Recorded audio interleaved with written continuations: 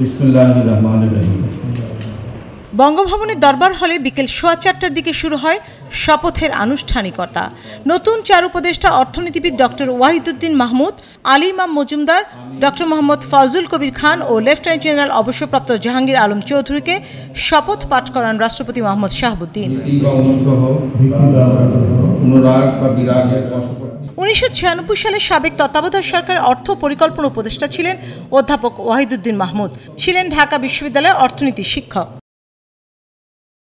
সাবেক মন্ত্রিপরিষদ সচিব আলী ইমাম মজুমদার বিএনপি সরকারের সময় শ্রম ও কর্মসংস্থান মন্ত্রণালয়ের সচিব ছিলেন।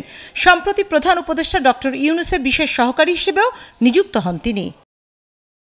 বাংলাদেশ সামরিক একাডেমির প্রশিক্ষক ছিলেন লেফটেন্যান্ট জেনারেল অবসরপ্রাপ্ত জাহাঙ্গীর আলম চৌধুরী। জাতিসংঘের সামরিক পর্যবেক্ষক ও স্টাফ হিসেবে 3টি মিশনে কাজ করেছেন। সাবেক সচিব মোহাম্মদ ফজলুল কবির খান 2007 থেকে 2009 সাল পর্যন্ত বিদ্যুৎ, জ্বালানি ও খনিজ সম্পদ মন্ত্রণালয়ের সচিব ছিলেন। যুক্তরাষ্ট্রের বস্টন বিশ্ববিদ্যালয় থেকে অর্থনীতিতে পিএইচডি ডিগ্রিধারী এই কর্মকর্তা সরকারি চাকরি থেকে লিয়েন নিয়ে 1992 থেকে 1995 সাল পর্যন্ত সিঙ্গাপুর জাতীয় বিশ্ববিদ্যালয়ে অর্থনীতিতে অধ্যাপনা করেন। এর আগে 3 দফায় শপথ নেন অন্তর্বর্তীকালীন সরকারের 17 জন উপদেষ্টা।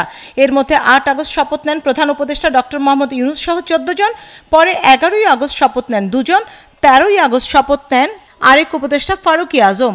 নতুন 4 জনের শপথ নেওয়ার মধ্য দিয়ে এখন উপদেষ্টার সংখ্যা দাঁড়ালো 21 জনে। শপথের পরেই বঙ্গভবনে প্রধান উপদেষ্টা ডক্টর ইউনূসের নেতৃত্বে 21 সদস্যের উপদেষ্টা পরিষদের একটি বৈঠক অনুষ্ঠিত হয়। শাহনাজ শারমিন, 71, ঢাকা।